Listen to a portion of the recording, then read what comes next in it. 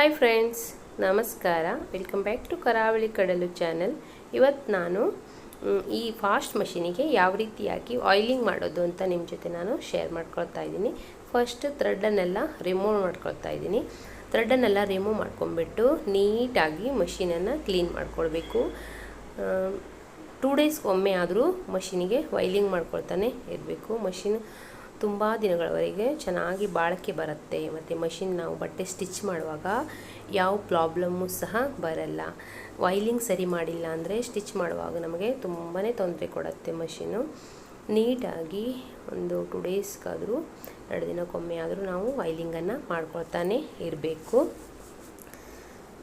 Machine stitch ಮಾಡುವಾಗ problem ಬರಲ್ಲ. ನೋಡಿ, ಎಲ್ಲವನ್ನು ನಾನು ಕ್ಲೀನಾಗಿ ಎತ್ತಿಟ್ಕೊಳ್ತಾ ಇದ್ದೀನಿ. ರಿಮೂವ್ ಮಾಡಿಕೊಂಡು ನೋಡಿ ಇಲ್ಲೆಲ್ಲ ಫುಲ್ಲು ಪಾರ್ಟು ಎಲ್ಲ ಕಡೆಯೂ ನೀಟಾಗಿ ಡಸ್ಟನ್ನು ಫಸ್ಟ್ ರಿಮೂವ್ ಮಾಡ್ಕೊಳ್ಬೇಕು.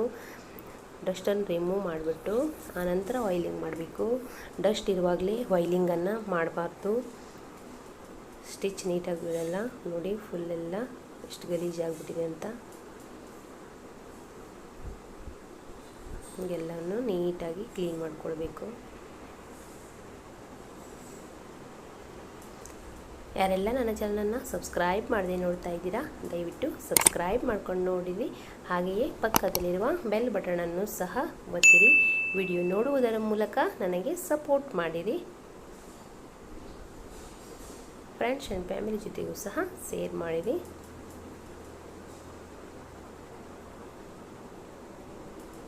ನೋಡಿ, ಫುಲ್ಲೆಲ್ಲ ಕ್ಲೀನಾಗಿ ಕ್ಲೀನ್ ಮಾಡ್ಕೊಂಡು ಬಿಡಬೇಕು. ಕೈ ಎಲ್ಲ ಮುಟ್ಟದಿದ್ದವಲ್ಲಿ ಈ ಥರ ಸ್ಕ್ರೂ ಡ್ರೈವರ್ ಸಹಾಯದಿಂದನಾದರೂ ಕ್ಲೀನ್ ಮಾಡ್ಕೊಳ್ಬೇಕು. ಡಸ್ಟ್ ಇರುವಾಗ ಆಯಿಲನ್ನು ಹಾಕಬಾರ್ದು.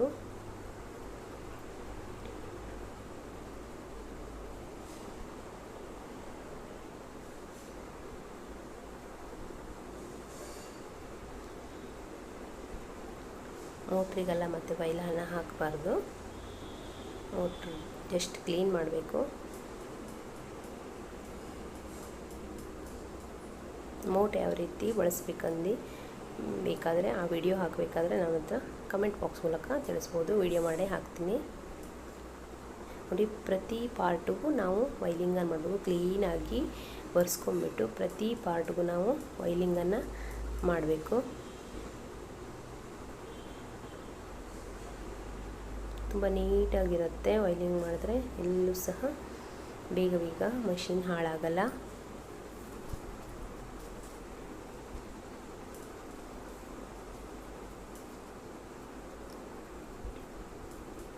ನೋಡಿ, ಒಳಗಡೆ ಪಾರ್ಟೆಲ್ಲ ಆಯಿಲಿಂಗ್ ಮಾಡಾಗಿದೆ. ಈಗ ಮೇಲ್ಗಡೆಯನ್ನು ಆಯಿಲಿಂಗ್ ಮಾಡ್ತಾಯಿದ್ದೀನಿ.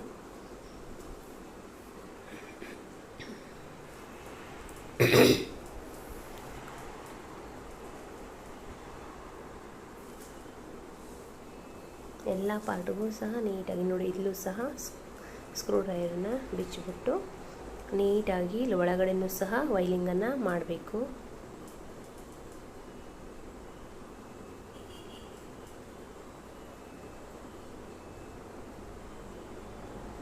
ಆನಂತರ ನೋಡಿ, ಪ್ರತಿಯೊಂದು ಪಾರ್ಟು ಅಲ್ಲಿ ಆಯಿಲಿಂಗ್ ಅಂತ ಬರೆದಿರುತ್ತೆ, ಅಲ್ಲೂ ಸಹ ಹಾಕಬೇಕು.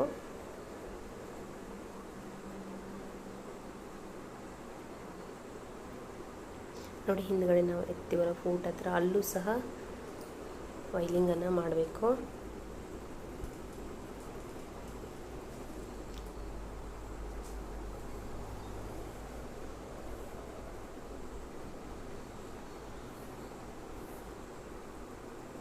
ನೋಡಿ, ಇಲ್ಲೂ ಸಹ ವೇಸ್ಟ್ ಇರುತ್ತೆ, ಅಲ್ಲನ್ನು ಸಹ ಕ್ಲೀನ್ ಮಾಡಬೇಕು.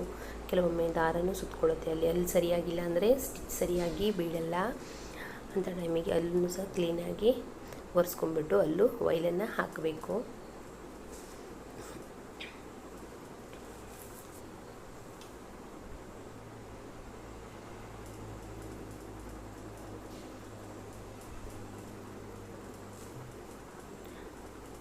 ಸಾಯಂಕಾಲ ಟೈಮಿಗೆ ಹಾಕಿ 1 ಡೇ ಫುಲ್ ಹಾಗೆ ಬಿಡಬೇಕು ಆಯಿಲಿಂಗ್ ಮಾಡಿ. ತುಂಬ ಚೆನ್ನಾಗಿ ಮಷೀನಿಗೆ ಆಯಿಲಿಂಗ್ ಆಗುತ್ತೆ.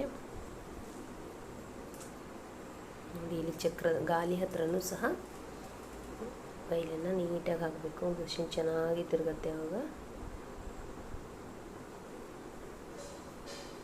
ಅಲ್ಲೂ ಸಹ ಕೆಲವೊಮ್ಮೆ ದಾರ ಎಲ್ಲ ಸುತ್ತಕೊಂಡು ಮಷಿನ್ ಸ್ಟ್ರಕ್ ಆಗ್ತಾ ಇರುತ್ತೆ.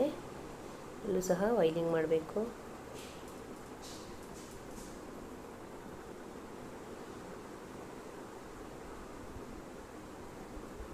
ನೋಡಿ, ಇಲ್ಲೂ ಸಹ ಹಾಕಬೇಕು. ಪ್ರತಿಯೊಂದು ಪಾರ್ಟ್ಗೂ ವೈಲಿಂಗನ್ನು ನೀಟಾಗಿ ವೈಲ್ ಮಾಡಬೇಕು.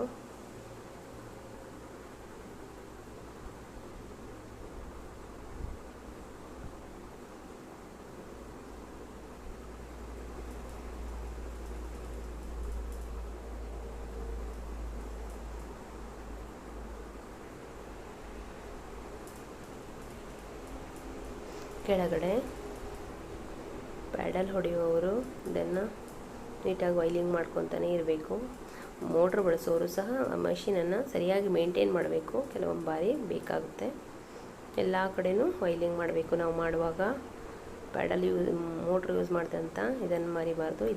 ಇದಕ್ಕೂ ಸಹ ವೈಲಿಂಗ್ ಮಾಡ್ತಾನೇ ಇರಬೇಕು.